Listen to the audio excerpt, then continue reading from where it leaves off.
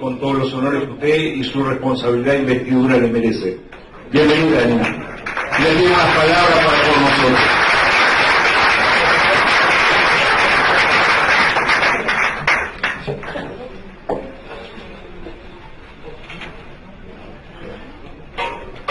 Bueno, shalom. Buenos días. ¿Escuchan bien? Diputado Amarilla.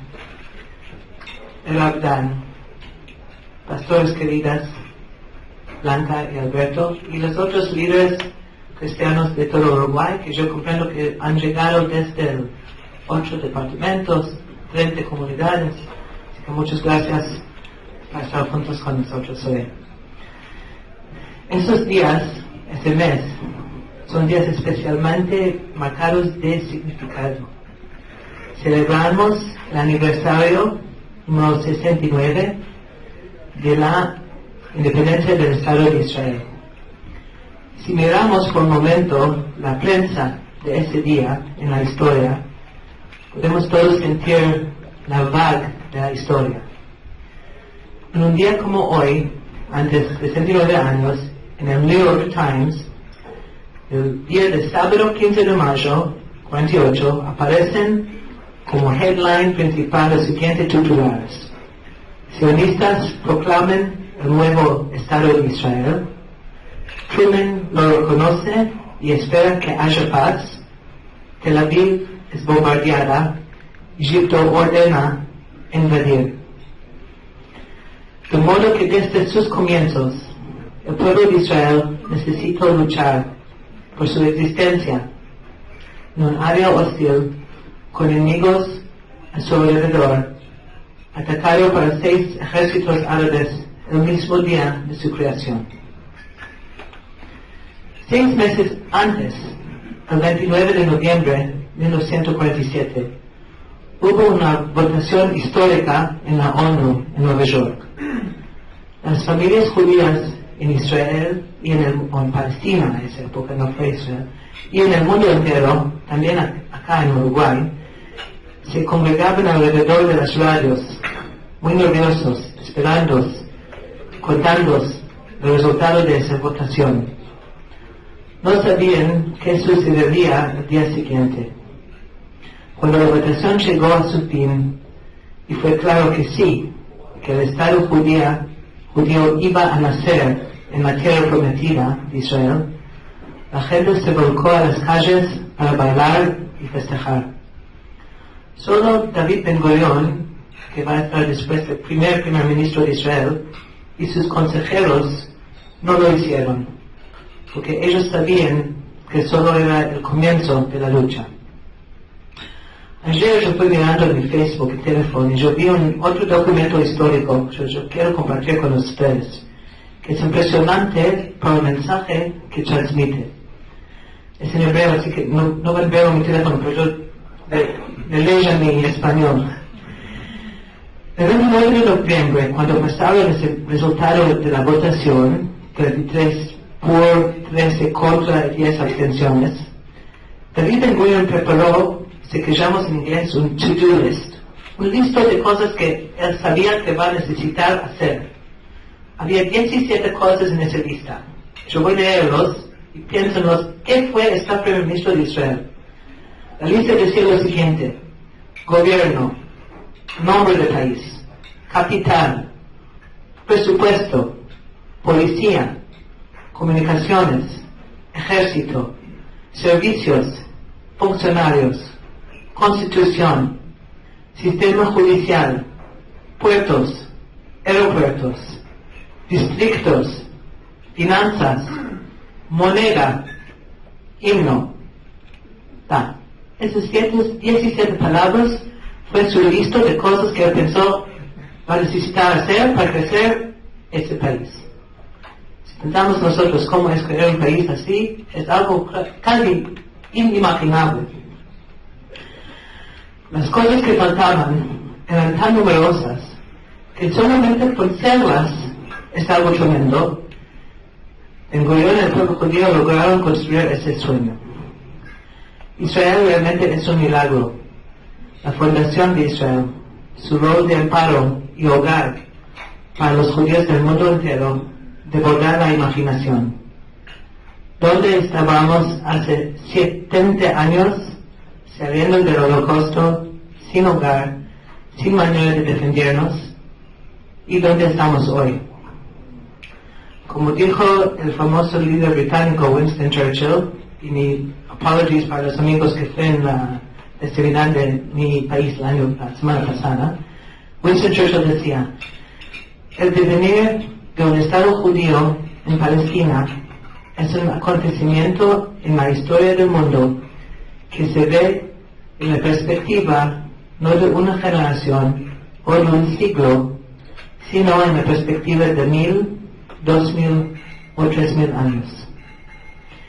Durante millones de años, los judíos del mundo entero rezaron para poder retornar a Sion. Y tenemos la suerte de ser testigos de esto y poder ver que estos rezos son una realidad. Este año festejamos un año jubilar, los 50 años de la reunificación de Jerusalén. Después de la guerra de 6 días, en junio de 1967, los judíos pudieron tener acceso nuevamente a sus lugares más sagrados, como el muro de los lamentos, después de miles de años de exilio. El muro de los lamentos, yo lo recuerdo para ellos que no conocen, es el muro exterior del templo de Salomón, del rey Salomón. Y así llegamos a cumplir los sueños de los profetas bíblicos. Como dijo el profeta Zacarías en capítulo 8, ese voy a estar en español en el hebreo original, pero así dice el Señor: aún se sentarán ancianos y ancianas en las calles de Jerusalén, cada uno con su bastón en la mano por sus muchos días.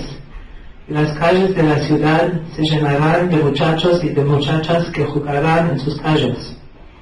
Así decía el Señor: si en aquellos días esto parece muy difícil a los ojos del remanente de este pueblo, será también muy difícil a mis ojos, declara el Señor. Así dice el Señor: yo salvaré a mi pueblo de la tierra del oriente y de la tierra donde se pone el sol. Los traeré y habitarán en medio de Jerusalén. Y ellos serán mi pueblo y yo seré su Dios, en verdad y en justicia. Ese fue de Zacarías capítulo 8. Así que llegamos a cumplir este sueño milenario, a pesar de los repetidos ataques de vecinos hostiles.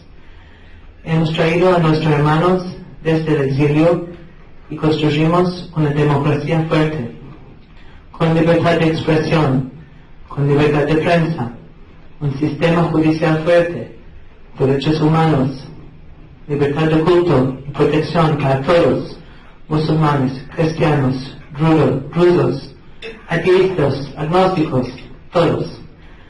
Somos una democracia ejemplar, una excepción en la región. A medida que la zona continúa su descenso hacia la barbarie y el caos, la vida de los cristianos se ha vuelto desagradable y sufren persecución y violencia en el Medio Oriente. Hace un siglo, el 20% de la población de la región era cristiana. Hoy en día, la población cristiana del Medio Oriente ha caído a menos de 4%. A medida que las fuerzas del Islam militante se extienden a través de la región, las comunidades cristianas antiguas son diezmadas. Los cristianos son decapitados, como hemos visto en vídeos de ISIS. Israel se enorgullece de ser una luz en la oscuridad. Tenemos una comunidad cristiana cada vez más próspera, 5 veces más grande que la que había cuando nació Israel, en 48.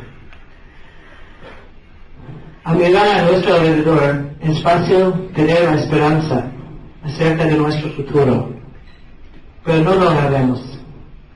No hay en Uruguay un embajador de Babilonia, del Imperio Romano y del Tercer Reich. Sí hay un embajador de Israel.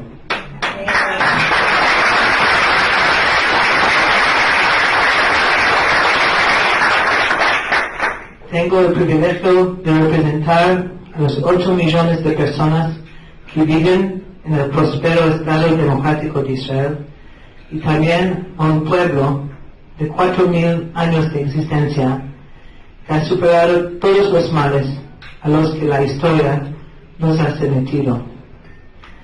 Vamos a sobrevivir a los tormentos que tengamos delante para estar de pie y hablar. Leemos en Kohelet, en Eclesiastes, que cada cosa tiene su tiempo.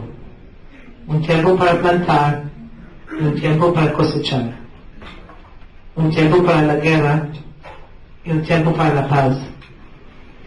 Un tiempo para estar en silencio y un tiempo para hablar. Este es un tiempo para hablar y ponerse de pie. Les pido que se paren con Israel. Hay 3 maneras principales que la comunidad cristiana puede ayudar a Israel. Primero, ir a visitar Israel.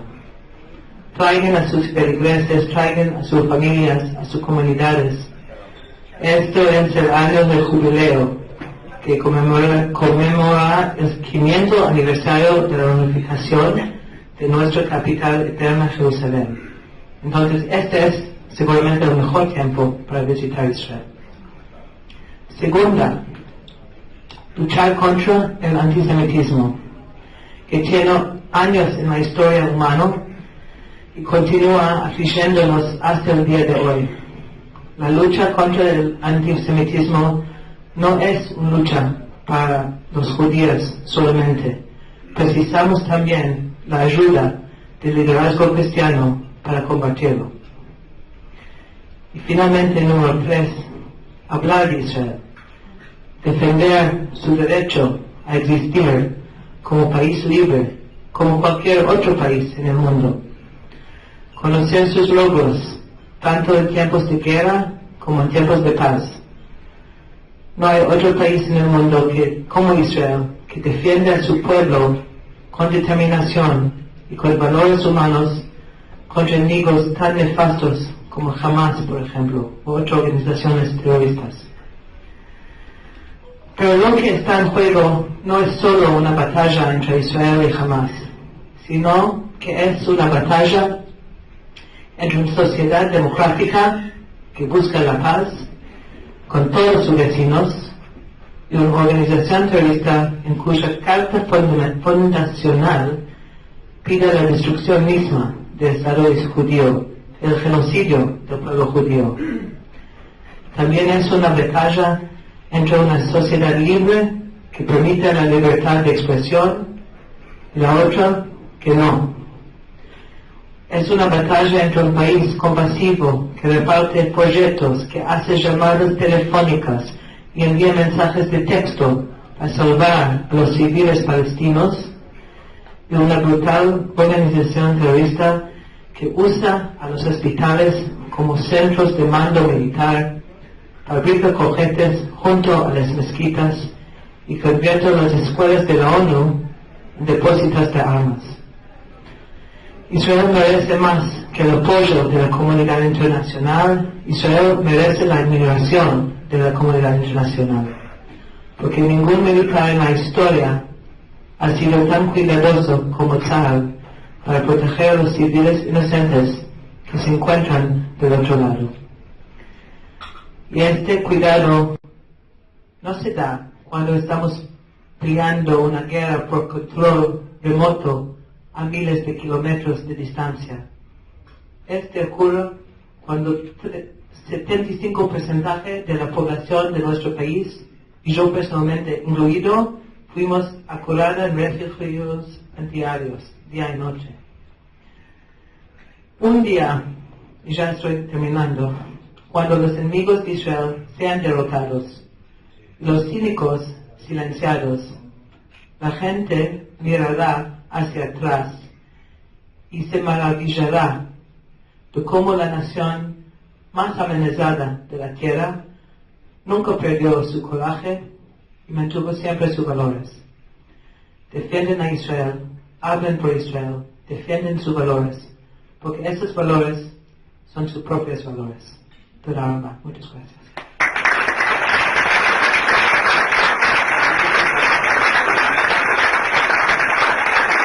Muchas gracias, embajadora, y queremos recibir al Rabí Benavit. Él tiene un mensaje para usted también en este momento.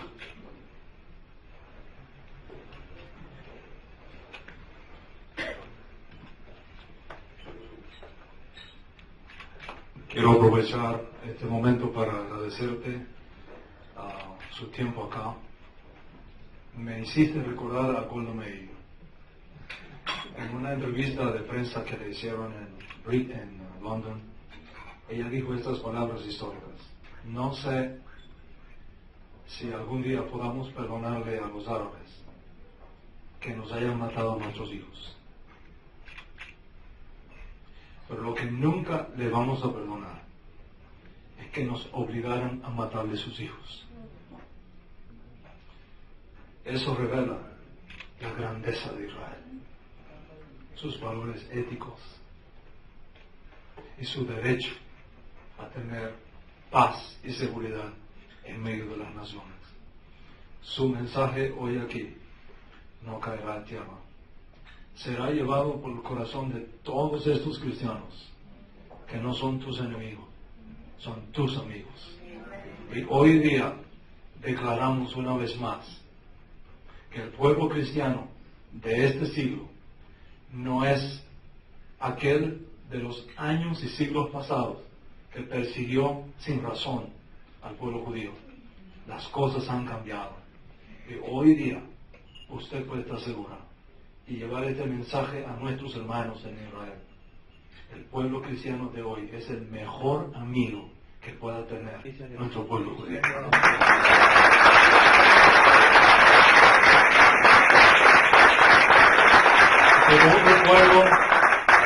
Como un recuerdo de este día, de este momento tan extraordinario, quiero entregarle esta colección de escritos judíos, totalmente en hebreo. Asofen Hamalchuti Levei David. Es el Nuevo Testamento hebreo. Porque así como el pueblo cristiano se está acercando al pueblo judío, llegó también el tiempo para que el pueblo judío dé un paso de avance y redefina la posición del más grande judío que ha producido Israel.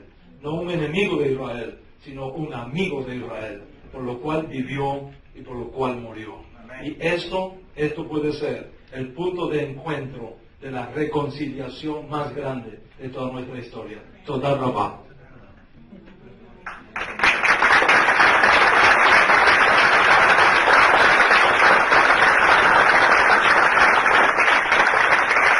Creo que la embajadora se tiene que ir ahora. Un poco, sí, necesito volver a trabajar por mi país en otros lugares. Así muchas gracias y lo felicito por la día hermoso de hoy. Gracias por invitarme a estar con ustedes. Muchas gracias.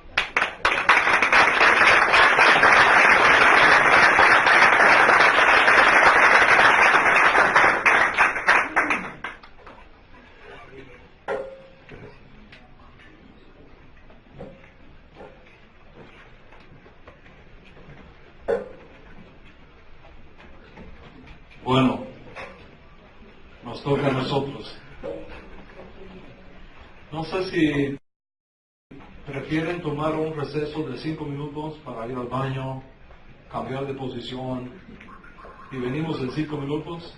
Director, creo que sería una buena idea. So vamos a tomar los 5 minutos, de pronto hay que ir al baño, caminar un poquito y regresamos. 5 minutos uruguayos.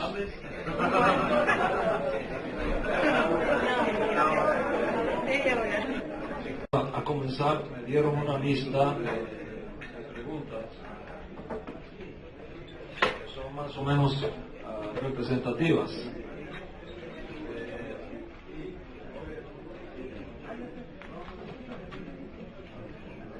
De todo lo que hemos estado hablando acá. Una vez más, les agradezco muchísimo que hayan respondido a esta invitación y compartir este día de estudio de lo que más queremos y amamos, como son las enseñanzas de nuestro Santo Maestro, como aparecen en el Nuevo Testamento. Aquí hay una pregunta que dice: me gustaría conocer su interpretación de Efesios 2, 12 al 16. Vamos a buscar Efesios 2. Voy a buscarlo aquí en el Código Real. Efesios.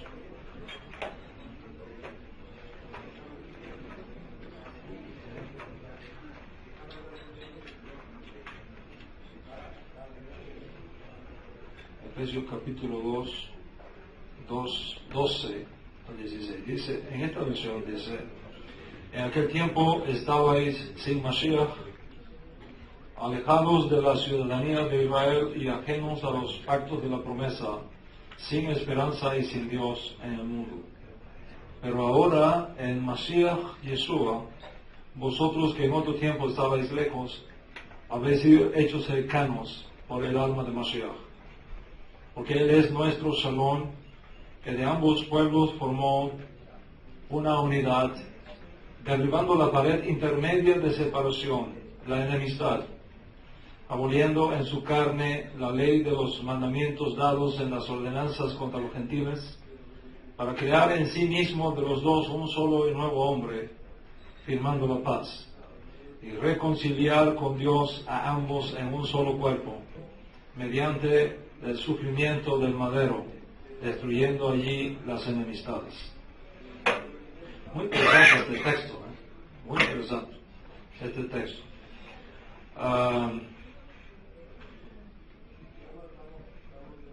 La primera cosa que hay que tener en cuenta a la hora de analizar un texto como este es primero el contexto judío de la conversión de los gentiles. Como yo expliqué en la conferencia previa, la única manera que tenían los gentiles antes de Mashiach, antes de aparecer Jesús en el escenario de Israel, era haciéndose judío. No había otra. La única forma, si alguien quería pertenecer al pueblo de Israel, la única manera era a través de una conversión formal al judaísmo como judíos, según el rito de Moisés. No había forma de que un no judío pudiera ser recibido dentro de la membresía de Israel, excepto que se hiciera judío. Sin embargo, Dios había hecho una promesa a Abraham. Dios había hecho a Abraham la promesa de que en él y en su simiente serían bendecidas todas las naciones de la tierra. Y esa palabra, serían bendecidas, y prejú en hebreo, significa injertadas en. En otras palabras, cuando llegara la simiente, Dios mismo anticipó que de las naciones gentiles habría un injerto en la familia de Dios. Una vez llegada esa simiente, que es el Mesías, todo este escenario cambia para bien. Y por un decreto apostólico, los gentiles que se convierten al Dios de Israel, echando mano en ese proceso a los méritos de Mashiach, son recibidos en la comunidad, no como extranjeros, no como advenedizos, sino como coherederos de los santos y miembros de la familia de Dios. Por una simple razón: no existía antes de Mashiach ningún tipo de conversión que tuviese la calidad de conversión que se puede obtener a través de los méritos de la sangre derramada de Mashiach. No existe, no había forma de hacerlo. La conversión al Dios de Israel, echando mano en el proceso a los méritos del Mesías, es tan grande que Kefa, uno de los discípulos más allegados de Yeshua, tuvo que escuchar una voz del cielo que le dijera: lo que yo limpié, no lo llames tú común o inmundo. Ahora, otra cosa importante. En este texto, cuando dice, aboliendo en su carne la ley de los mandamientos dados en las ordenanzas contra los gentiles, para crear en él mismo de los dos un solo y nuevo hombre, formando la paz, hay que tener mucho cuidado. Hay que tener mucho cuidado cómo lo lees. Porque lo que separa a los gentiles del pueblo de Israel no es la Torah. Lo que separa al pueblo de los gentiles de Israel no es la ley de Moisés. Por una simple razón.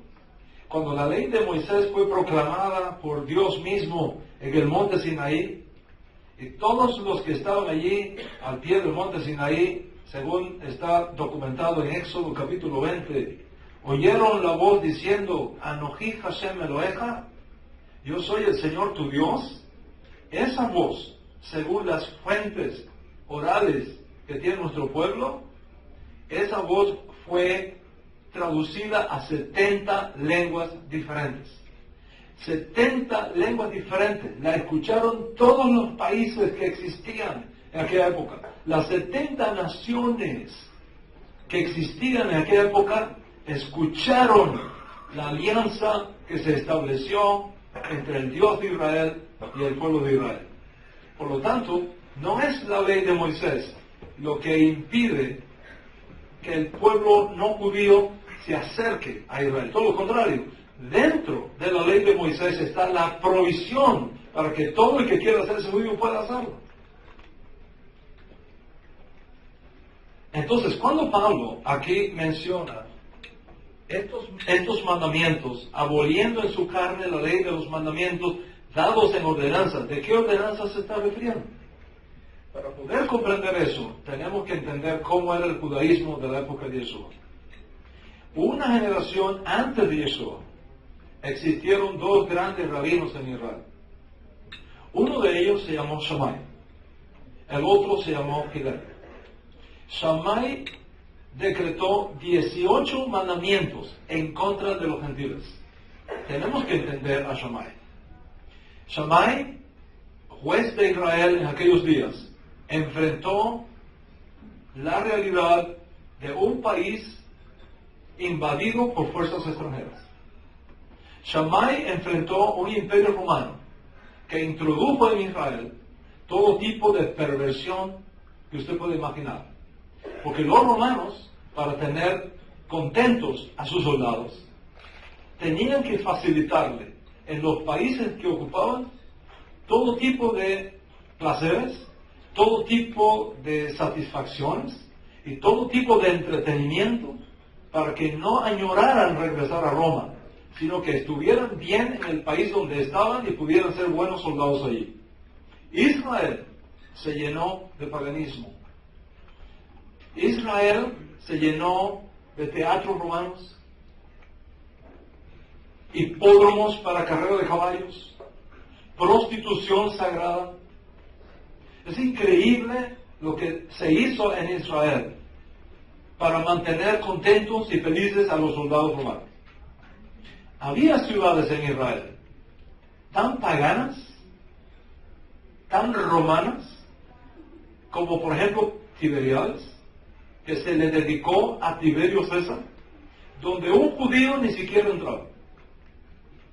No hay evidencia histórica, por ejemplo, de que Yeshua entrara en ninguna de las ciudades de la Decápolis, por razón de su paganismo.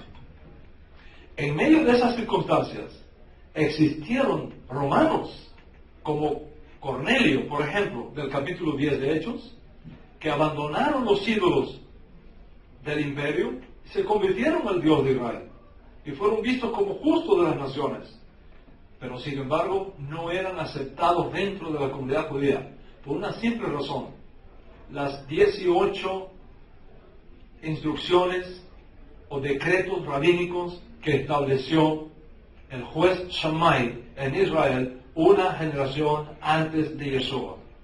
Y por esos 18 mandamientos o decretos rabínicos establecidos por Shammai, era prácticamente imposible a un gentil convertirse al Dios de Israel y ser parte de la comunidad judía. Esos mandamientos fueron los que crearon la separación total entre el pueblo judío y los gentiles.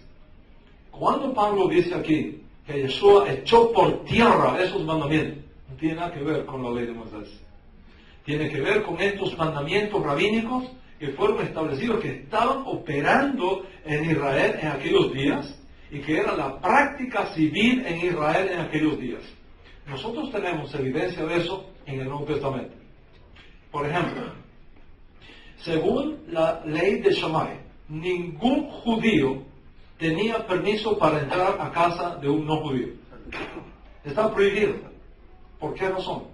Porque el paganismo era tan grande y la idolatría era tan grande que lo más probable es que si un judío entraba a casa de un romano o de un gentil, estuviese endosando de alguna manera la idolatría que se practicaba en esa casa. Por lo tanto, Shammai prohibió a los judíos visitar nada que fuese gentil, y mucho menos la casa de un romano, donde el culto al emperador era la norma de cada día. Es por eso que tú entiendes ahora, cuando Pedro visita una casa de un no judío, la protesta que se levanta en contra de él, diciéndole: ¿cómo es que tú, siendo judío, entraste a casa de un gentil? ¿Sobre qué base? No sobre la base de la Torá, sino sobre la base de los mandamientos rabínicos establecidos por Shammai, que hacían prácticamente imposible a un gentil venir a ser parte de la comunidad judía. Esto es una demostración más de la importancia que tiene conocer el Nuevo Testamento, teniendo en cuenta toda su realidad hebraica, cultural, política, rabínica, jurídica que había en los días de Yeshua. En otras palabras, cuando Rav Shaul escribe, él no escribe en un aislamiento rabínico. Rav Shaul no escribe desde una burbuja cultural. Él escribe dentro de una realidad, dentro de hechos históricos que marcaban la vida jurídica de Israel en aquel tiempo. Conocer eso es clave para dar una correcta interpretación de las Escrituras. Lejos esté que Yeshua muere para destruir la ley de Moisés. Esa es la forma antisemita más sofisticada, teológicamente hablando, que uno podría encontrar en el cristianismo, y nada más lejos de la verdad. Hay una segunda pregunta acá, vamos a ver. Con respecto a las 7 fiestas solemnes de Levítico 23, ¿se considera imprescindible guardarlas? ¿Tiene implicancia en la salvación al hacerlo o no? ¿Hay pecado celebrar fiestas paganas como Navidad cuando el enfoque es aprovechar para evangelizar? Muy interesante esta pregunta, ¿no? En realidad son 3 preguntas. En realidad son tres preguntas. ¿Okay? ¿Se considera imprescindible guardar las fiestas? Bueno, vamos a ir un poquito antes. Miren, todas las fiestas bíblicas que están en Levítico 23 y que se conoce como el ciclo festivo de la Torah, todas las fiestas bíblicas que están ahí, Shabbat, Pesach, Reshit, Shavuot, Rosh Hashanah, Yom Kippur, Sukkot, todas esas fiestas bíblicas que están ahí no son fiestas judías. En ningún lugar dice la Biblia que esas son fiestas judías. Si usted va a Levítico 23, dice, estas son las fiestas del Señor. Las fiestas no son nuestras, son sus fiestas. Y Él nos invita a participar de ellas. Esa es la primera cosa. La segunda cosa que hay que entender es 2 palabras hebreas importantísimas que aparecen ahí, en ese texto de Levítico 23. Moed y Mikra. Esas dos palabras hebreas ahí son críticas para entender de qué se trata. Primero, Moed. Moed significa tiempos de encuentro. Tiempos de encuentro. Tiempos de encuentro con Dios. Cada una de las fiestas bíblicas, cada una de las fiestas de Dios que están contenidas en el ciclo festivo de la Torah son terapéuticas. Son fiestas para la sanidad del alma. Son fiestas para elevar el alma. Son fiestas para afirmar los pactos y las promesas de Dios con su pueblo. Entonces, Moed no es simplemente que llegó la fecha, es que llegó el tiempo en el cual Dios, en esas fiestas, va a hacer algo especial contigo. Te va a dar una revelación especial. Te va a entregar algo especial. ¿Por qué? Por una simple razón. Las fiestas son fijas en el calendario hebreo, pero tu realidad no es fija. Tú cambias. Tus circunstancias cambian. Tú no eres la misma persona hoy que hace 20 años atrás. Tú no eres la misma persona hoy que hace 10 años atrás, que hace 1 año atrás. La vida de un ser humano puede cambiar en segundos. En segundos puede cambiar la vida de un ser humano. Y por cada uno de esos cambios necesitamos un tiempo de sanidad. Necesitamos un tiempo de expansión espiritual. Necesitamos un tiempo de reconciliación con nosotros mismos. Y estas fiestas, aunque son fijas en el calendario, son Moed. No cronológicamente Moed, simplemente, sino tiempos de encuentro para que en tu caminar en la vida, en tus batallas de la vida, en tus luchas de la vida, en los traumas y en los golpes que de cuando en cuando llevamos en la vida, podamos tener esos tiempos de encuentro con el Dios de Israel, donde de una manera muy especial Él quiere revelarse a nosotros para tratarnos, para sanarnos, para levantarnos, para fortalecernos, para elevarnos y para curarnos. Y ese término es muy importante. Y el otro término que es extremadamente importante también es Mikra Kodesh. Es el término hebreo que aparece allí. Mikra Kodesh es una convocación de santidad. Pero convocación de santidad en el texto hebreo tiene una implicación muy particular. Y es, tal vez la palabra castellana que mejor se acerca a ese concepto es la palabra ensayar. En otras palabras, cada una de las fiestas del Señor son un tiempo de ensayo para algo grande que viene más adelante.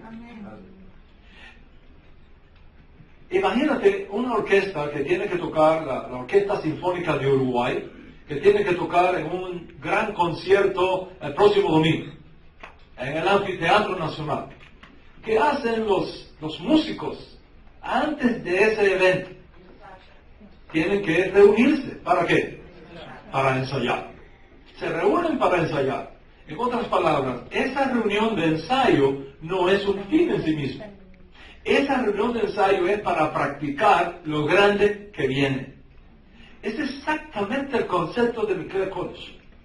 Estas convocaciones de santidad a la cual el Eterno llama a su pueblo son tiempos para ensayar los momentos proféticos gloriosos que vienen para el pueblo de Dios. Imagínate, por ejemplo, Rosh Hashanah. Rosh Hashanah, que es el primer día de la luna nueva del séptimo mes judío. Rosh Hashanah, cuando tú lo analizas en profundidad, ¿sabes lo que recuerda?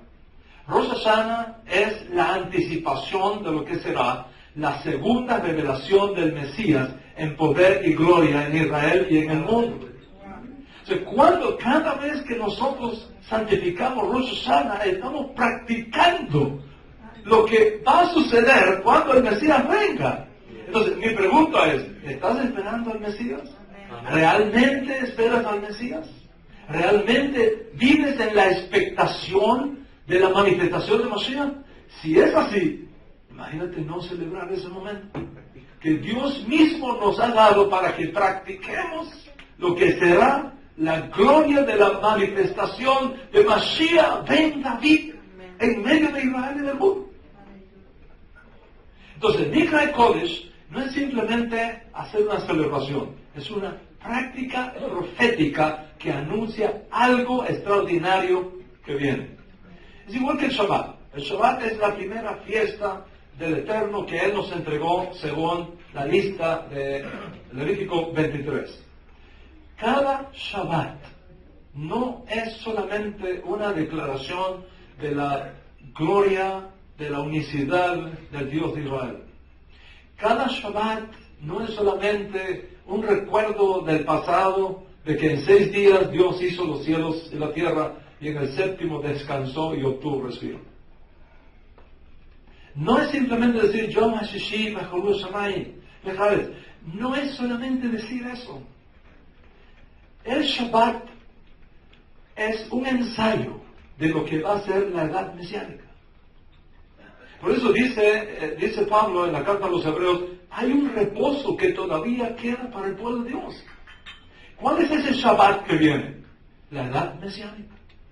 De hecho, el Talmud enseña que así como la semana proyecta una realidad cósmica, también proyecta una realidad profética.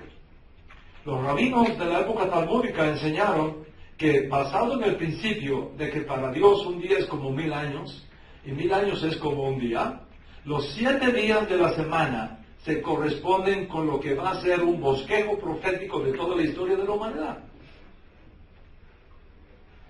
Entonces, si yo tomo aquí la pizarra, por ejemplo, no sé si ustedes allá puedan ver, qué lástima, pero vamos a intentar mostrarlo acá.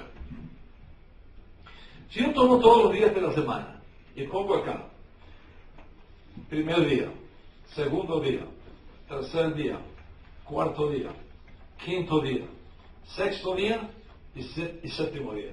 Son 7 días que Dios creó para nosotros.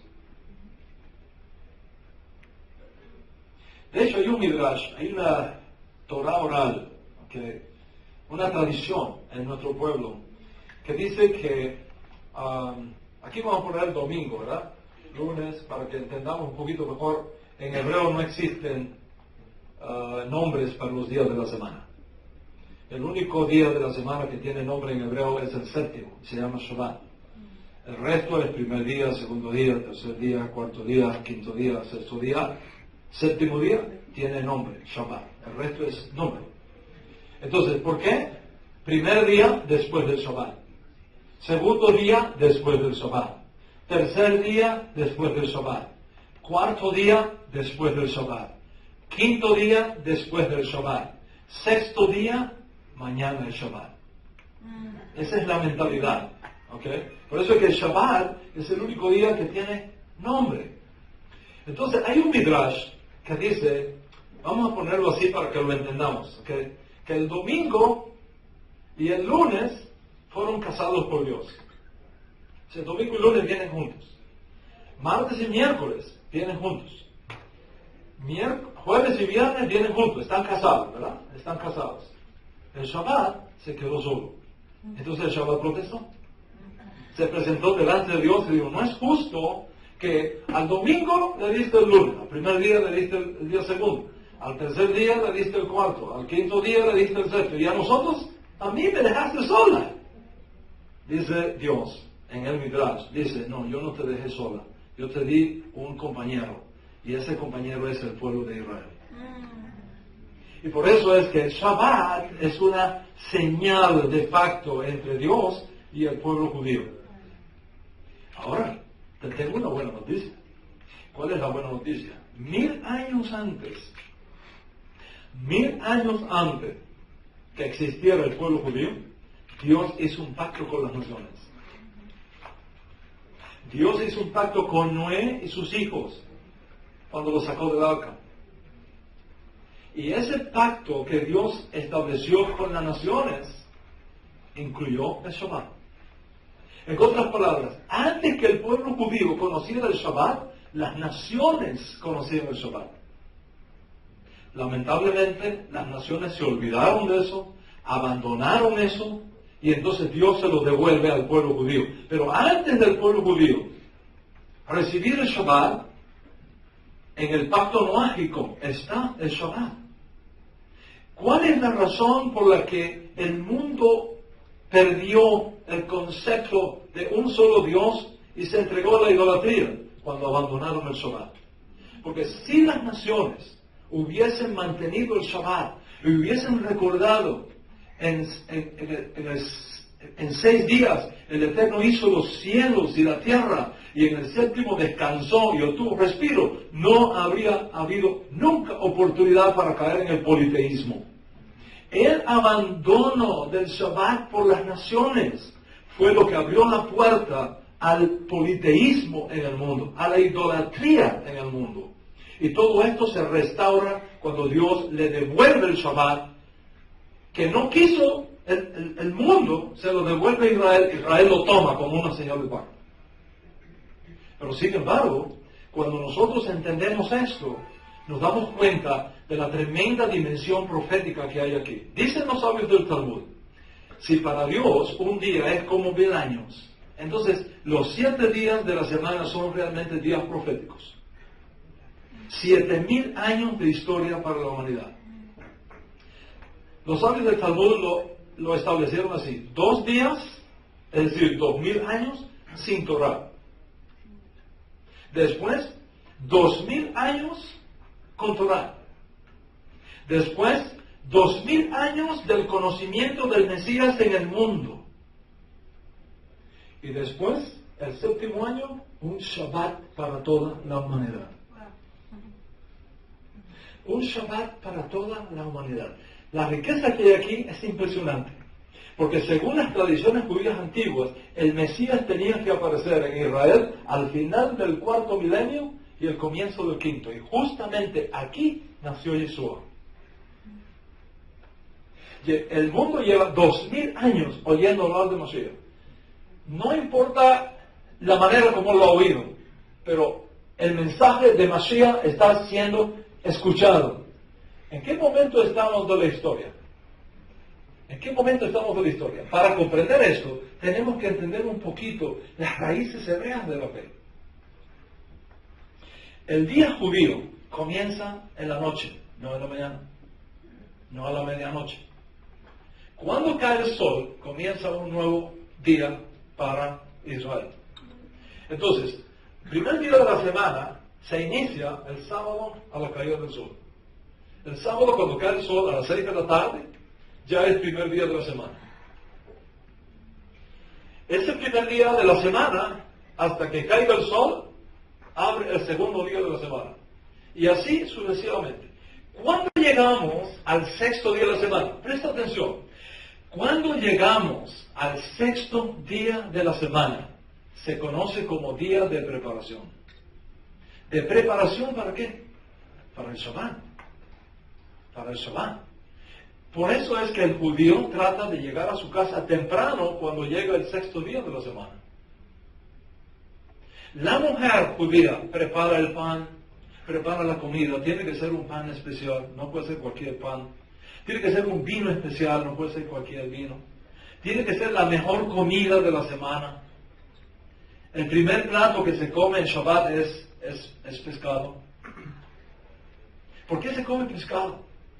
En la comunidad judía, el primer plato que se pone el día de Shabbat es pescado, el viernes en la noche, cuando ha caído el sol. Es pescado por dos razones. Primero, porque los peces no participaron de la corrupción que llevó al diluvio universal. ¿Por qué razón? Porque la mayoría de los animales acuáticos no tienen relación física para procrearse. Los animales de la tierra, tanto del aire como de la tierra, incluyendo el ser humano, necesitamos contacto físico para poder procrear. Los peces, en la mayoría de los casos, los peces, y por eso sirve de ejemplo, la hembra pone los huevos y se va, y luego viene el macho y los fecunda. Sí, no hay contacto, sí, no se corrompieron. Mientras que los de la tierra, incluyendo el hombre, se corrompieron. A un nivel que los monos machos tenían relación sexual con los monos machos. Las hembras tenían relación sexual con las hembras. Dicen los rabinos del Talmud, cuando esté para llegar Mashiach, una de las señales va a ser que los hombres se van a acostar con los hombres y las mujeres se van a acostar con las mujeres, exactamente igual que lo que llevó al diluvio universal. Mi pregunta es, ¿lo estamos viendo o no lo estamos viendo? Entonces, ¿en qué día estamos de la humanidad? Estamos en el sexto día de la historia de la humanidad. Estamos en el día de preparación para la manifestación del Mashiach ben David en la historia. ¿Y qué va a hacer Mashiach ben David cuando llegue? La primera cosa que va a hacer Mashiach ben David es establecer la edad mesiánica. ¿Y cómo va a ser la edad mesiánica? Un largo Shabbat. Un largo día de descanso. Entonces, ¿qué hacemos nosotros cada Shabbat? Mikra Kodesh. Un ensayo para lo que esperamos que viene. Un ensayo para lo que sabemos que viene. Un ensayo anticipando por la fe el momento glorioso cuando los cielos se van a abrir y la figura majestuosa del Mesías de Israel va a descender para poner fin a toda injusticia, a toda maldad, a toda corrupción y establecer finalmente el reino de Dios aquí en la tierra. ¿Cuántos entienden lo que estamos hablando? ¿Qué pasó? Dice el profeta Daniel, se va a levantar un rey en la tierra que no tendrá amor por las mujeres y pensará en cambiar los tiempos. Observa esto. Se va a levantar un rey en la tierra que no respetará a las mujeres. Es decir, no querrá aparearse con las mujeres. Y pensará en cambiar los tiempos. ¿Conoce usted una religión donde está prohibido a sus sacerdotes aparearse a las mujeres? Sí.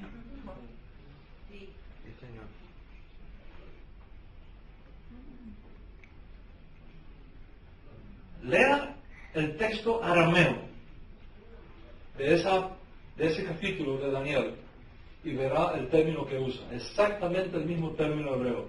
Moed. Pensará en cambiar los tiempos. Los moedim de Dios. ¿Y cuáles son los moedim de Dios? El ciclo festivo de la Torah.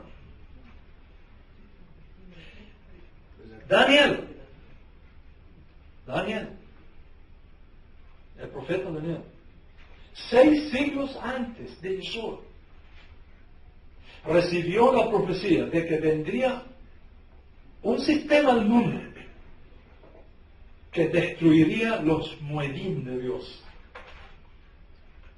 y los reemplazaría por sus propios festivales.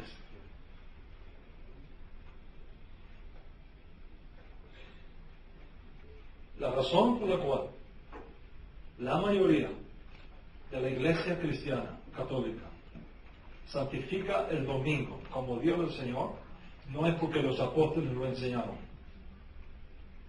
es porque se le robó al pueblo cristiano la bendición de los Moedim de Dios, el primero de los cuales es el Shabbat. El domingo en la cultura romana es Dominus Dei, Día del Señor. Ojo, el Día del Señor Sol. Nada que ver con el Dios de Israel. Lamentablemente, cuando los cristianos fueron sacados de su matriz hebrea, cuando los cristianos fueron raptados y violentados hacia ese sistema, todo eso se perdió. No te sientas mal, que tú no eres culpable. Tú eres víctima. Y no salgas de aquí diciendo, no, el rabí vino diciendo que hay que parar todos los cultos el domingo. Y que ahora hay que hacer el sábado. Estoy diciendo, siga con el culto el domingo. Es excelente. Porque como la gente no trabaja, es una oportunidad tremenda para alcanzarlo. Siga con el culto el domingo. Pero respete al pueblo judío. Respete la Biblia hebrea. Respete a Moisés y a los profetas. Respete a nuestras embajadoras. Y no diga que el domingo es el día del Señor. El día del Señor es el Shabbat. Y Él nunca lo ha cambiado. Tú puedes reunirte domingo, lunes, martes, como sea. Pero no le digas a la gente, este es el día del Señor. Porque estás diciendo un disparate. Y es exactamente por eso que el pueblo judío está tan a la defensiva. Porque está viendo una enseñanza que constantemente destruye a Moisés, destruye la cultura hebrea, destruye los valores judíos. Entonces, ¿cómo pueden ser ellos mis amigos cuando están destruyendo todo el fundamento que da identidad judía? El Shabbat es el día del Señor,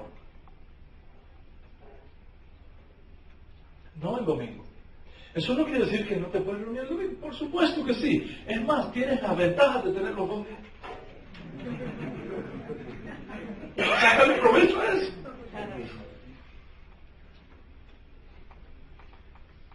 Pero esto es un ejemplo de la riqueza que tiene conocer los tiempos proféticos de Dios.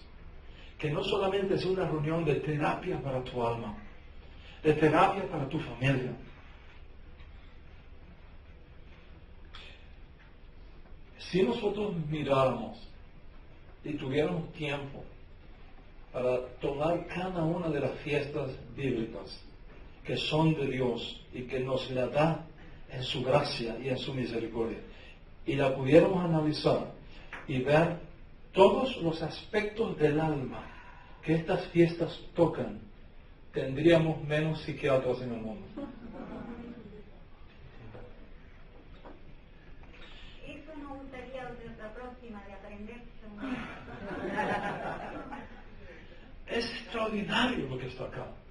Por eso, ahora tú puedes entender la fuerza de la oración del rabino Shaul de Tarso, el apóstol Pablo, como está documentada en Efesios, capítulo 1. Por esta causa yo doblo mis rodillas todos los días ante el Padre de nuestro Dios y Señor, Yeshua el Mesías, para que dé espíritu de discernimiento a ustedes y puedan comprobar las riquezas de su herencia con el pueblo judío. Lea Efesios capítulo 1 y vea cómo Pablo ruega y dice, Yo ruego a Dios que les dé a ustedes espíritu de revelación para que puedan ver la enorme herencia que usted tiene con los santos. Pero vino alguien y robó. Vino alguien y cambió. Pero no te pongas triste. Hubo un profeta que dijo, vienen días cuando todo lo que se robó el saltón y el revoltón, yo se lo voy a devolver a mi pueblo.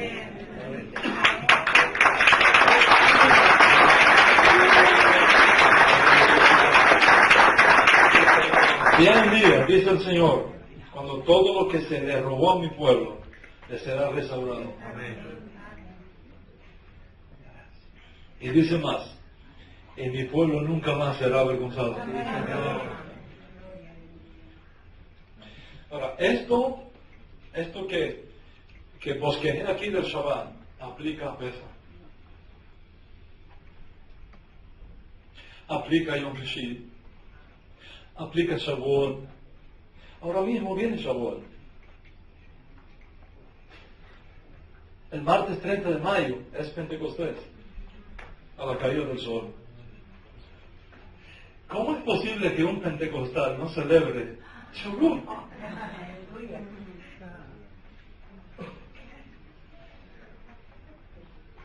La pregunta que me hizo el apóstol, cuando estábamos comiendo, el apóstol Páez, fue, Rabino, ¿cómo nosotros, como cristianos, podemos celebrar esto? ¿Cómo lo podemos celebrar? Hay muchas formas de hacerlo. Muchísimas. Yo voy a enviarle a Eduardo un manual de 20 hojas donde está paso por paso las cosas lindas que la iglesia puede hacer para santificar Shavuot, porque no es una fiesta judía, es una fiesta del Dios de Israel, al cual su pueblo es invitado.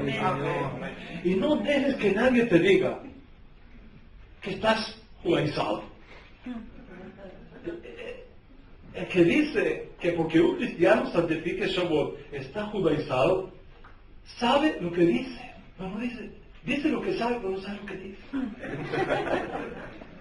Tengamos paciencia hasta que esta revelación llegue a todos y la gloria del Dios de Israel llene el mundo como las aguas llenan la mar. La herencia está ahí y te pertenece, no porque eres bueno o porque seas malo, porque hubo uno que dio su vida por ti.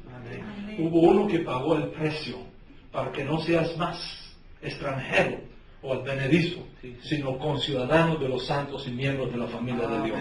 ¿Entiendes eso? Y finalmente, para concluir esta pregunta, la respuesta a esta pregunta, no es solamente Moed, no es solamente Mikra Kodesh.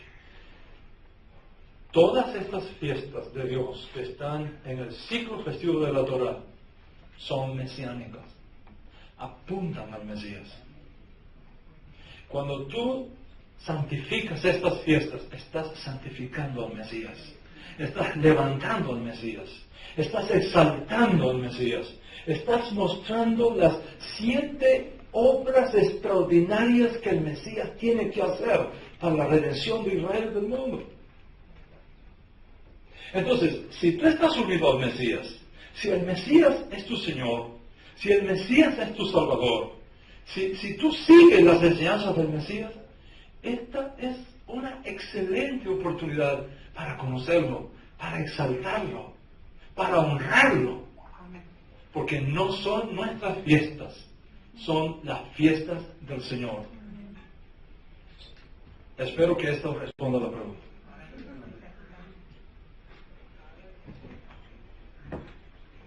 Pero hay más preguntas. Creo que las preguntas se están transformando en conferencia.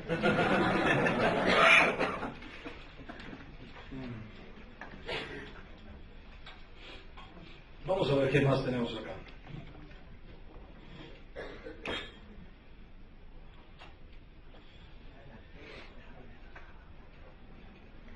¿Se consideran imprescindibles guardarlas? No, es imprescindible, tú no estás obligado. Estás invitado.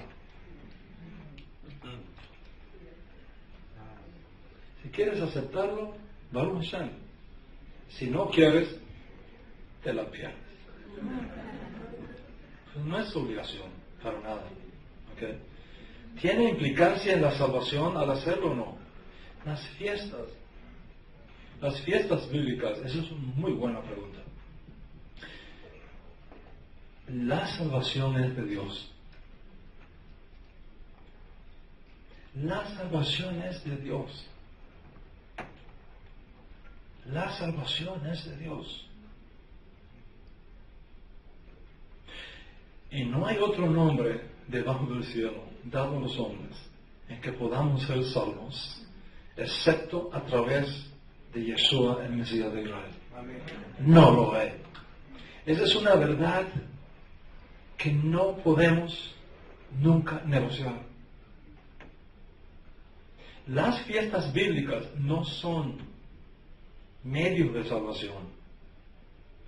Si por guardar las fiestas bíblicas se obtuviese la salvación, por demás murió Moshe. Las fiestas bíblicas no son para salvación. Las fiestas bíblicas son para santificación.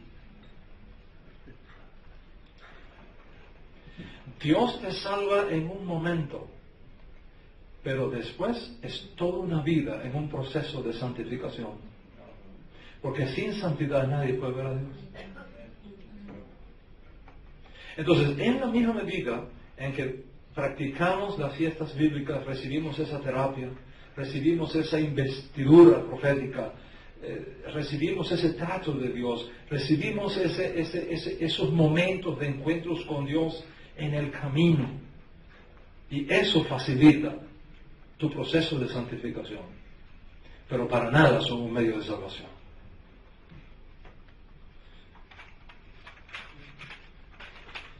Y hay aquí otra cosa, dice, ¿hay pecado en celebrar fiestas paganas como Navidad, cuando el enfoque es aprovechar para el evangelismo? Eso es una pregunta importante.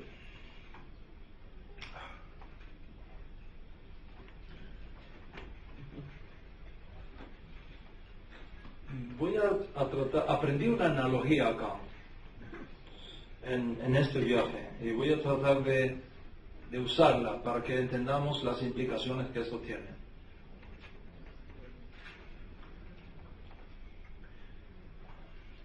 Imagínate que estás casado con tu esposa.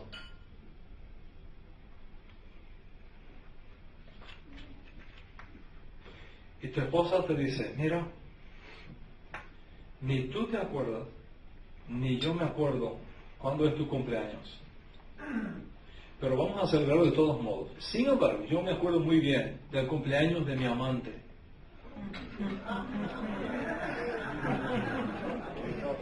Como yo me acuerdo muy bien del cumpleaños de mi amante que yo tenía antes de conocerte, voy a hacer tu cumpleaños en el día de mi amante. ¿Cómo te sientes?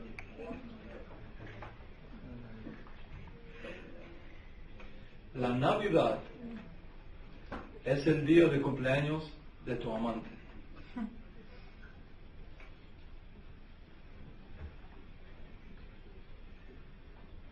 Del Dios Sol.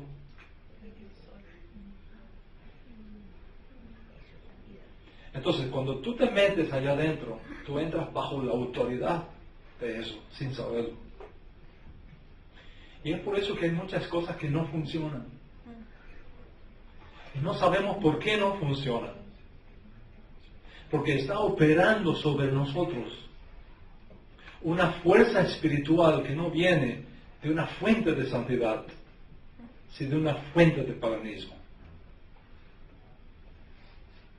Ahora, eso no significa que no sea una oportunidad para evangelizar. Pero una cosa es evangelizar y otra cosa es celebrar el Día del Amante. Dios tiene que darte la respuesta para evitar dos extremos. ¿Cuáles son esos dos extremos? Aislarte del mundo y revolcarte con el mundo. ¿Por qué? Porque si tú te aíslas, vas a tener algo que decir, pero nadie te va a escuchar porque estás aislado. Y si te revuelcas con el mundo, tendrás algo que decirle, pero no te van a escuchar porque eres igual que ellos.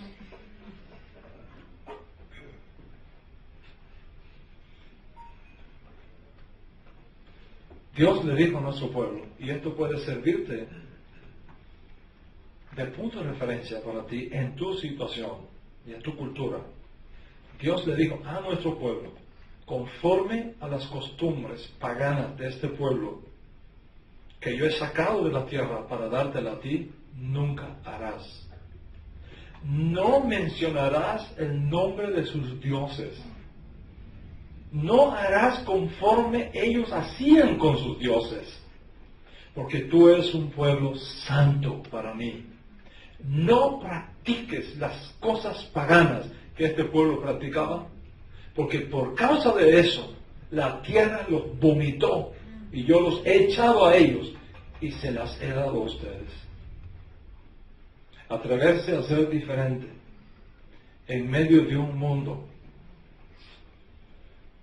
pagano y paganizante es uno de los desafíos más grandes que están delante de nosotros. Que Dios, el Dios de Israel, les conceda gracia, entendimiento y sabiduría para saber cómo sacar las oportunidades sin hacerle la fiesta al amante. ¿Entendemos el concepto? Así es. Bueno, hay más preguntas. ¿Y cómo estamos de tiempo? Wow. La segunda conferencia. Dejemos la pregunta. ¿Qué margen, esta es otra pregunta, qué margen de error existe en la traducción del Nuevo Testamento de Reina Valera al original? De 1 al 10, ¿cuánto? Eso es muy interesante, ¿no? Cuando Erasmo en Holanda creó el texto Receptus griego, él lo hizo ecléctico. Es decir, él tomó de varios manuscritos griegos a los cuales él tuvo acceso, incluso manuscritos griegos tardíos, como del siglo X y del siglo XII, y los juntó y creó el Nuevo Testamento griego, de donde viene Reina Valera. Y debido a una serie de cosas que están de la historia detrás de ese texto griego de Erasmo, del texto Receptus, se encontró que algunos textos griegos no tenían ciertos capítulos del Nuevo Testamento. Y él fue a la Vulgata de Jerónimo en latín, la tradujo al griego y lo pegó en el texto Receptus. Entonces, de ese texto Receptus viene la Reina Valera. Interesante que en la primera edición del texto griego de Erasmo no estaba 1 de Juan 5:7. 3 son los que dan testimonio en el cielo, el Padre, el Verbo y el Espíritu Santo, y estos 3 son uno. Eso no estaba en el primer texto griego que hizo Erasmo. Los editores le dijeron, no te pagamos, sino corriges eso y creas uno que tenga ese texto. Necesitamos que ese texto esté ahí. Y bajo una enorme presión, donde su vida incluso corría peligro, Erasmo tuvo que producir un segundo Nuevo Testamento griego, incluyendo la Coma Juanina. De ahí viene Reina Valera. Si nosotros hiciéramos un estudio exhaustivo de la versión de Reina Valera, tenemos que decir 2 o 3 cosas que son importantes. Número 1, que es un lenguaje exquisito. ¿Ok? Primero, es un lenguaje exquisito. Yo no creo que exista una versión hispana más rica en la belleza de la lengua castellana que Reina Valera. Porque Reina y Valera nos vienen de la edad de oro, de la literatura española. La riqueza gramatical, la riqueza de estilo que hay ahí es impresionante. Es impresionante. Pero una cosa es el estilo literario y otra cosa es el contenido teológico. En el contenido teológico hay serios errores en la manera como se traduce, en la manera como se interpreta, cómo facilita que se interprete. Una de esas formas, por ejemplo, está en Mateo capítulo 11, verso 16, creo, donde en Reina Valera leemos: todos los profetas y la ley profetizaron hasta Juan. Todos los profetas, toda la ley y los profetas profetizaron hasta Juan. Cuando una persona que no conoce el judaísmo lee ese versículo en la forma como fue colocado en el Nuevo Testamento griego y traducido al español, en este caso por Reina Valera, ¿qué piensa usted que llega? ¿A qué conclusión piensa usted que llega? Si yo te digo a ti, la licencia que tienes para llevar este negocio es hasta el día que la embajadora de Israel nos habló en Montevideo, ¿qué va a pasar mañana con tu licencia?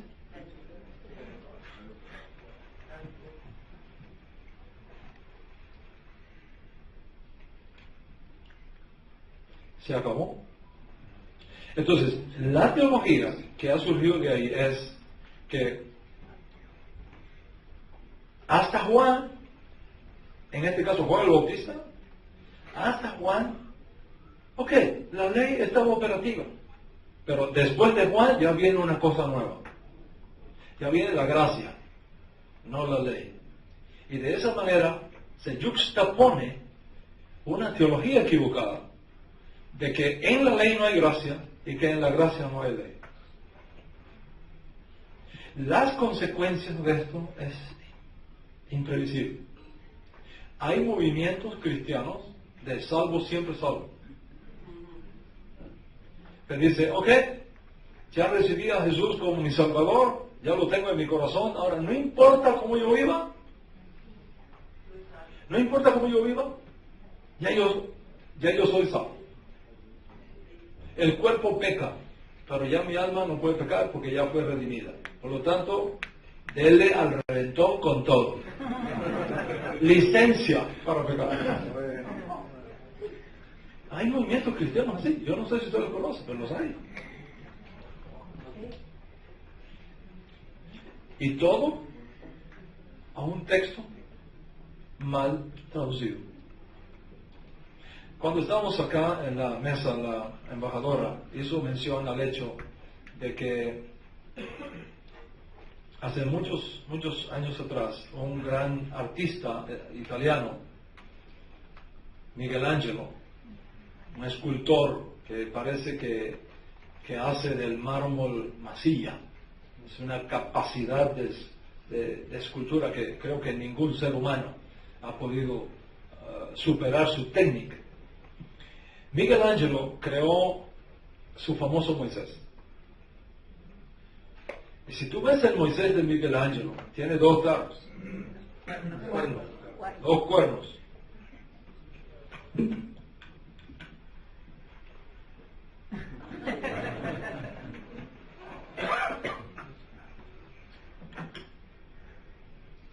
Y fue gracioso porque contaba la embajadora que ella conoció una experiencia donde la gente llegó a una casa, unos cristianos llegaron a una casa de unos judíos y se asombraron.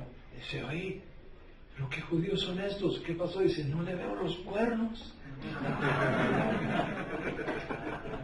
Pensando que todos los judíos tenemos los cuernos que nos salen de la cabeza.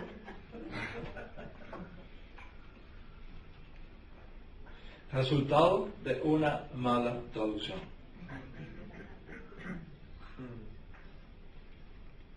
Ahora, ¿qué es lo que enseñó realmente este discípulo de Yeshua al que estamos haciendo referencia con esta cita de Mateo capítulo 11? Gracias a Dios tenemos un texto hebreo de Mateo, aunque algunos insisten que no hay textos hebreos. ¿Okay? Hay un texto hebreo, hay dos, además de las referencias de los padres de la iglesia, que abundan por toneladas.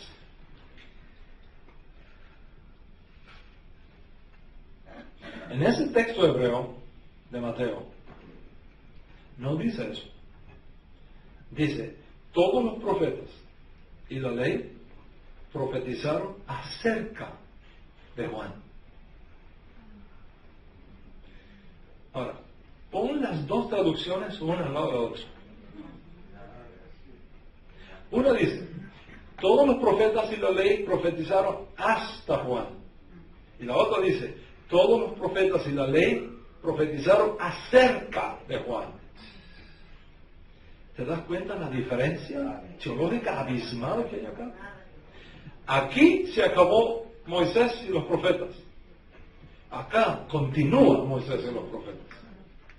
En otras palabras, para el apóstol Mateo y la tradición matiana que viene de él, no hay ninguna contradicción entre Jesús y Moisés. Todo lo contrario. No hay divorcio, hay continuidad del matrimonio. Porque si ustedes leyeran a Moisés, me creerían a mí, porque de mí escribieron. Si tú quitas a Moisés, ¿cómo tú pruebas que Jesús es el Mesías? Y si vas al último libro del Nuevo Testamento, en las versiones cristianas, que es el libro de Apocalipsis, ¿cuál es el canto que van a cantar los redimidos? Ellos cantan el canto de Moisés y el canto del Cordero. ¿Y quién es el Cordero? Mashiach. Moisés y Mashiach siempre han estado juntos. En la transfiguración, ¿quién se le apareció a Yeshua? Moisés y Elías. Lamentablemente, alguien vino con la intención de romper esto, de cambiar esto, de reemplazar esto, de sustituir esto. Y el resultado es lo que conocemos de la historia. Pero bendito sea Dios, que en estos tiempos de redención final se están levantando hombres y mujeres para corregir lo mal hecho de la historia. Se está levantando un pueblo para hacerle finalmente justicia a Jesús de Nazaret, justicia a Moisés, justicia a la Torá, justicia al plan de redención de Dios para la humanidad, que no es separarte de tus raíces y plantarte un algo extraño y diferente, sino mantenerte unido en la rica savia del olivo natural, para que en esa rica savia participes, no reemplaces, participes como hermano y hermana de la riqueza que Dios ha dado al pueblo judío.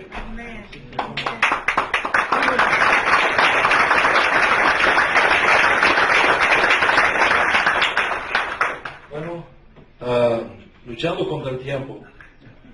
¿Qué imagen de error existe en la traducción del Nuevo Testamento del Reina Valera al original? Mencioné uno. Hay decenas y decenas. Decenas y decenas.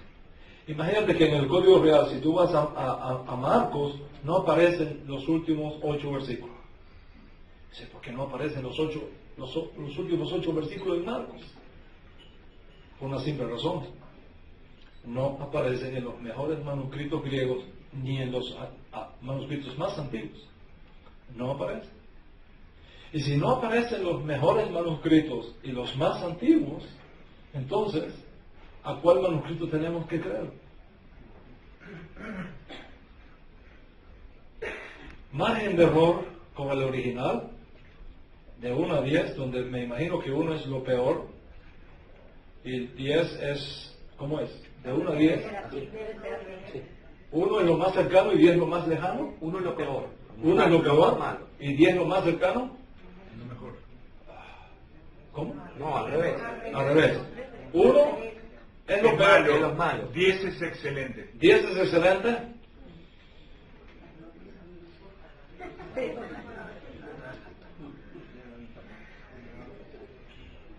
Para hacer justicia a Reina y Valera y Erasmo, creo que ellos hicieron uno de los trabajos más extraordinarios de la historia. Y creo que sería deshonesto de mi parte pisotear ese tremendo esfuerzo. De ninguna manera. De ninguna manera. Creo simplemente que si ellos hubieran tenido los recursos que nosotros tenemos hoy, no habrían cometido los errores que cometieron. Y por lo tanto, le concedemos la ventaja de la duda. Y en lo que hicieron, le damos 10. En lo que hicieron, le damos 10. Nosotros ahora, con la ayuda de Dios y la arqueología y los descubrimientos últimos que tenemos, podemos corregir eso y podemos arreglar eso. Pero no desechemos eso, porque fue un tremendo esfuerzo que costó la sangre de muchos. Y debemos respetar el tremendo trabajo que ellos hicieron para llevar la palabra de Dios a gente que no la sabía. Bueno, ¿cuántos minutos me quedan?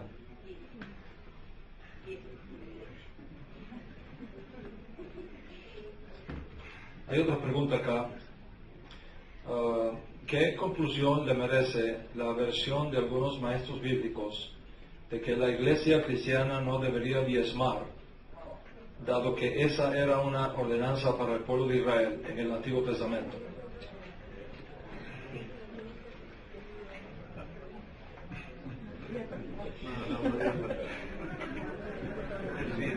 ¿Por qué me hacen preguntas tan difíciles,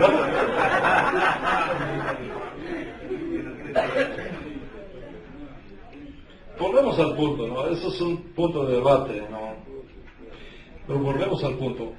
Yo he descubierto que la mayoría de la gente que busca este tipo de excusa es para no dar.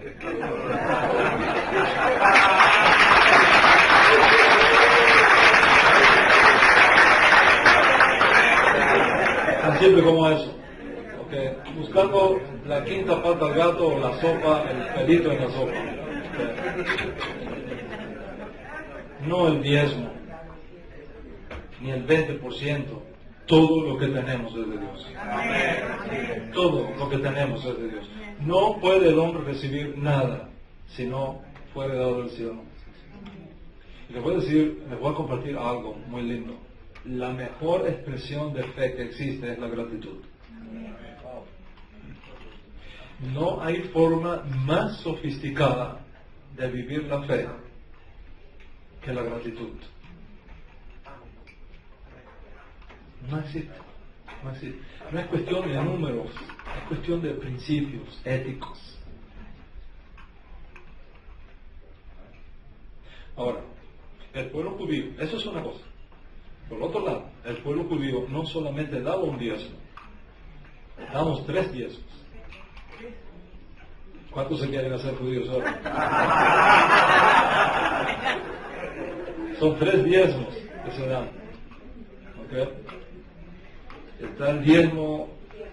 Claro, Israel en la época bíblica era un país de agricultura que dependía de la ganadería, dependía de los frutos de la tierra, no de los negocios ni de la tecnología sofisticada que ahora tenemos. Pero el principio está ahí.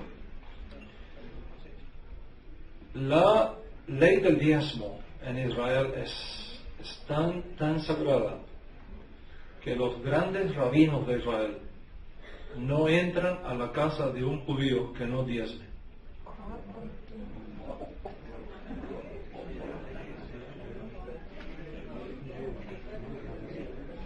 Está prohibido por la ley de Moisés presentar ningún grano al templo si primero no fue diezmado. Dios lo ve como ofrenda extraña. Y el judío da 3 diezmos. Da el diezmo regular,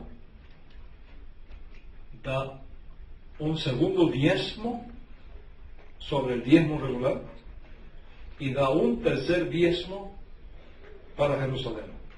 Está el diezmo regular, el diezmo de los pobres y está el diezmo de Jerusalén.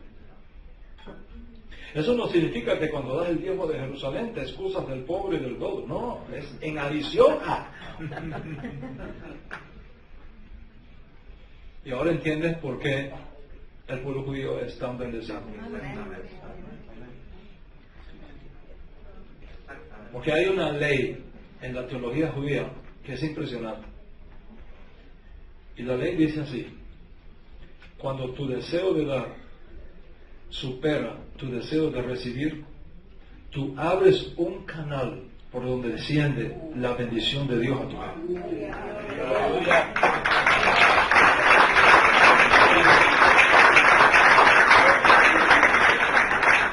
Y cuando tu deseo de recibir o retener supera tu deseo de dar, tú cierras, bloqueas todos los canales de bendición que podrían venir a tu vida.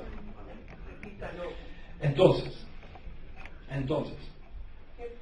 si usamos el tema del diezmo como excusa para no dar, estamos simplemente mostrando que nuestro deseo de recibir es más grande.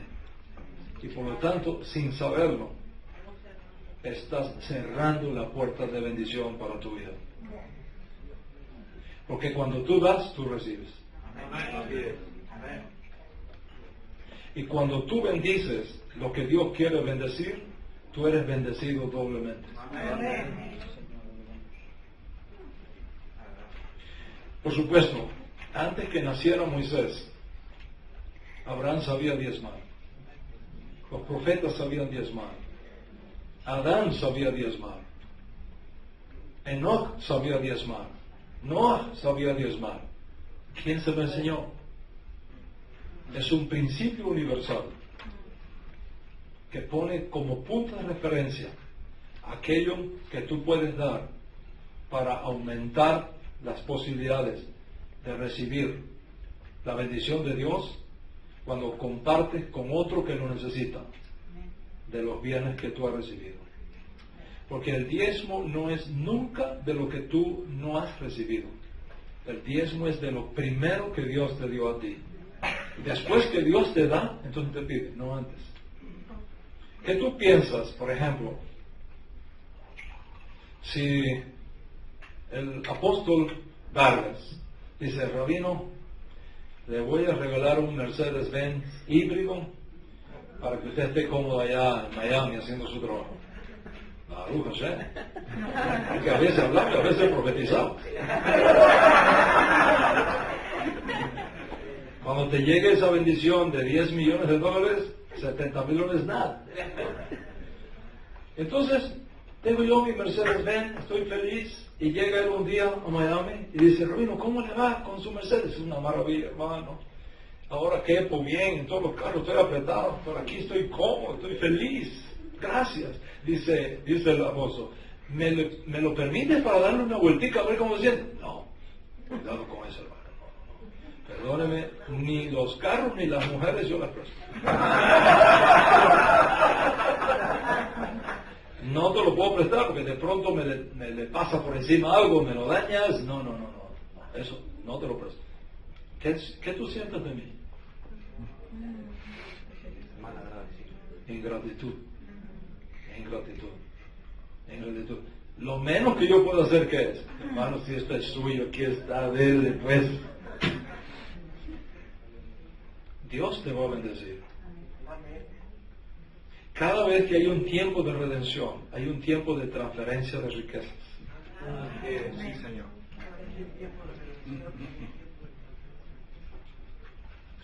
Y no tengas envidia del mundo haciendo sus estadios de $300 millones. Todo eso es para que un día se use para la edad mesiánica. Ellos están construyendo para nosotros, sin saberlo. Entonces, si Él nos lo da todo, si nos lo entrega todo, vamos a estar cuestionando para que esa obra de Él siga adelante. Al que escribió esa pregunta, lo desafío, no el 10, del 20. Y verás que Dios es fiel.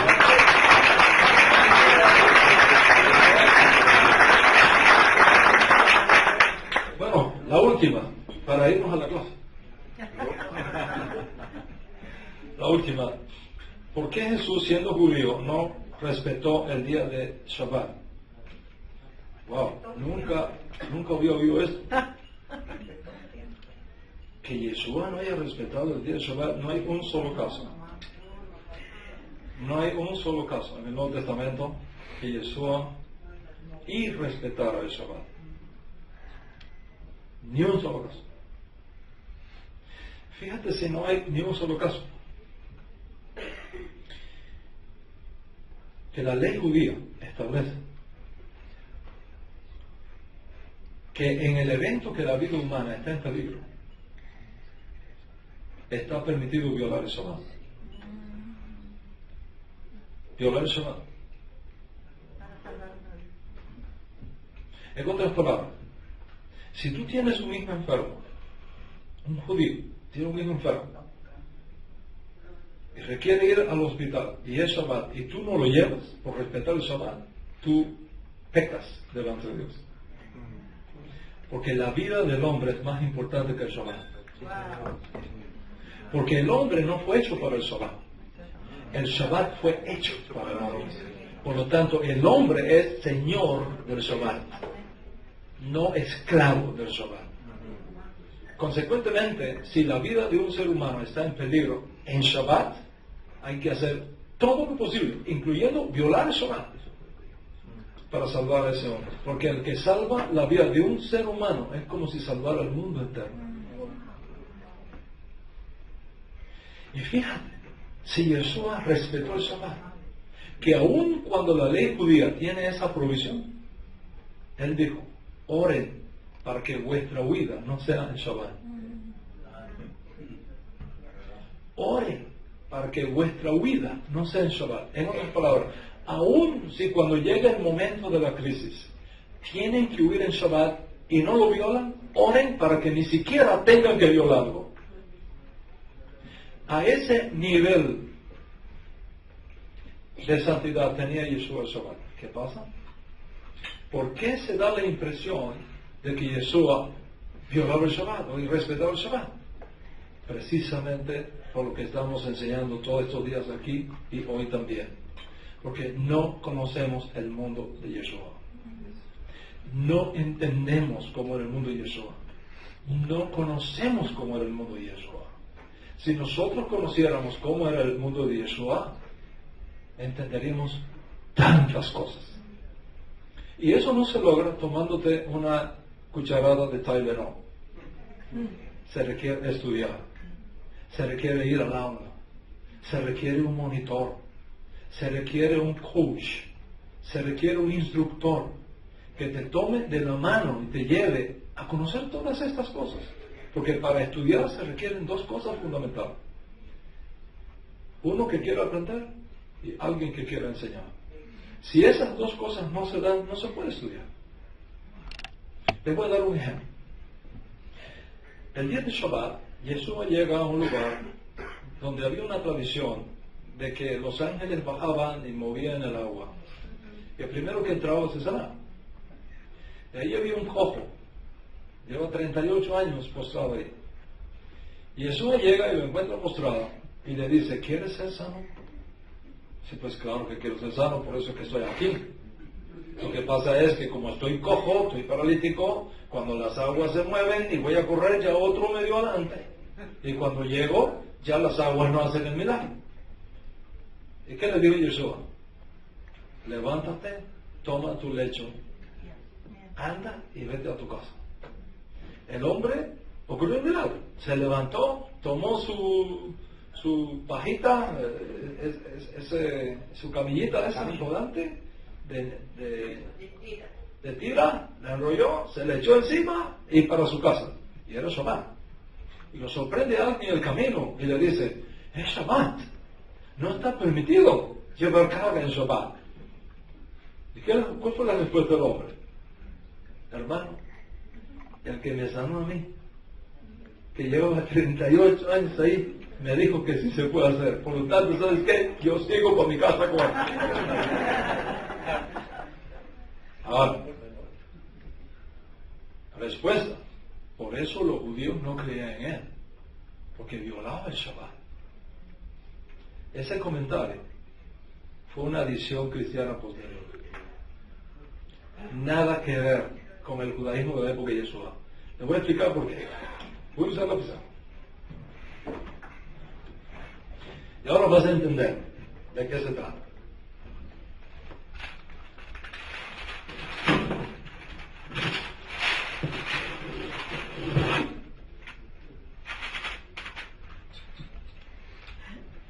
En el judaísmo hay un concepto que se llama Eruv. Eruv. Eruv. Eruv es un cerco de protección alrededor de la Torah. ¿Se acuerdan que hablamos de eso? Sí. Es un cerco de protección alrededor de la Torah que pusieron los rabinos. Uno de esos cercos tiene que ver con la cantidad de pasos que uno puede dar para no violar el Shabbat. Y te crea un cansancio tan grande que en vez de estar alegre, estés triste en Shabbat. O sea, los rabinos establecieron un eruv. Un eruv es la distancia máxima que se puede caminar en Shabbat. Se llama eruv, entre otras cosas. ¿Okay? El eruv implica más que esto, pero no lo vamos a tocar ahora por cuestión de tiempo. Pero esto es importante. ¿Qué cantidad se puede caminar? Tú encuentras eso en el Nuevo Testamento cada vez que te encuentras camino de un día de reposo. ¿Has leído esa frase? Camino de un día de reposo es haciendo referencia al eruv. Es decir, lo que está permitido caminar el día de reposo. El Shabbat. Entonces, había dos grandes jueces en Israel. Uno se llamaba, ¿se recuerda? Shammai. ¿Ok? Shammai. ¿Y el otro cómo se llamaba? Hillel. Jueces, como el juez supremo de aquí de Uruguay. Jueces, con policía, que enforzaba la ley. ¿Ok? Era el sistema jurídico que existía en Israel. Shammai decía, ok, del centro de Jerusalén, ok, del centro de Jerusalén, hacia su muralla, ok, se pueden caminar 1200 metros. Es el eruv de Shammai. Hillel decía, no, Jerusalén es una ciudad amurallada. Es a partir de las murallas 1200 metros.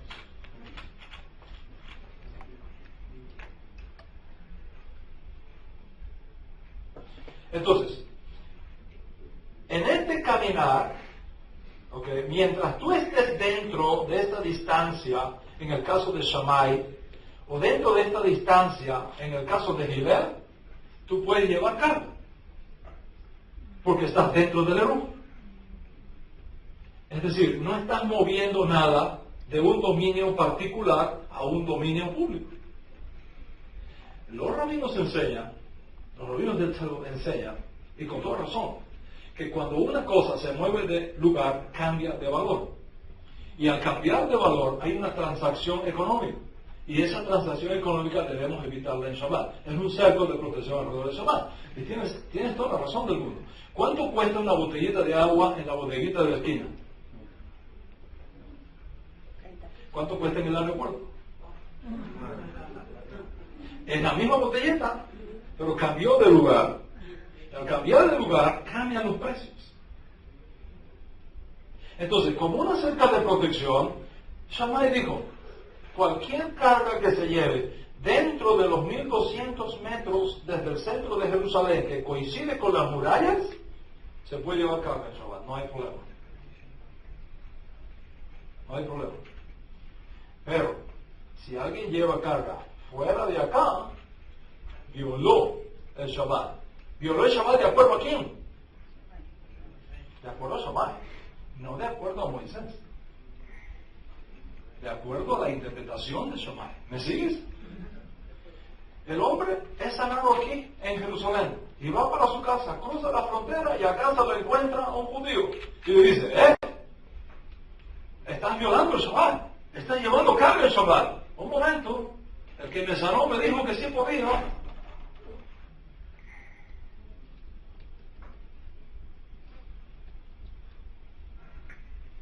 Con la respuesta, estaba llevando carga dentro del perímetro de Gilel y por lo tanto no estaba violando el Shabbat.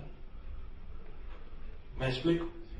Quiero decir que lo que para hoy día son cosas normativas en el judaísmo, en la época de Yeshua, algunas se permitían y otras no se permitían, dependiendo del cerco de protección que los diferentes rabinos ponían.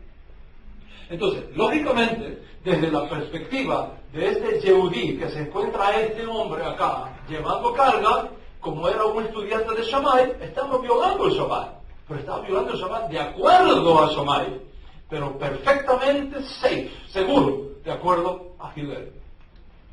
Yeshua no violó el Shabbat. En ningún momento. Sanar a un hombre en Shabbat no es violar el Shabbat. Restaurar a un hombre en Shabbat no es violar el Shabbat. Una vez le reconvinieron esto a Yeshua y le dijo, ¿quién de ustedes, si un buey o un asno se cae en un hueco, no lo saca, aunque sea Shabbat? Cuanto más la vida de un ser humano. Por lo tanto, está permitido hacer el bien en Shabbat. Cuando tú aplicas este concepto y este conocimiento a todos los incidentes donde aparentemente Yeshua violó el Shabbat, descubres que dependía de la escuela de pensamiento de las muchas que había en sus días, si hubo o no una violación del Shabbat. Desde el punto de vista de la ley de Moisés, Yeshua nunca violó el Shabbat. Es nuestro desconocimiento de cómo era aquel mundo y aquella época lo que nos lleva a pensar esas cosas. Y hay otra pregunta acá muy interesante. ¿Qué piensa de la Trinidad? ¡Wow! La Trinidad costó a los padres de la Iglesia 300 años en establecerla. ¿Y usted cree que yo en un minuto la voy a explicar? 300 años. Pues les propongo una cosa. Que si el Eterno permite que regresemos acá, este podría ser uno de los temas que tratemos. La doctrina de la Trinidad desde una perspectiva hebrea. Será algo fascinante y algo extraordinario lo que vamos... pero quiero agradecerles enormemente su paciencia conmigo en ese día, haber venido acá, haber compartido esto. Creo que aprendimos una cosa. Aprendimos que no sabemos nada.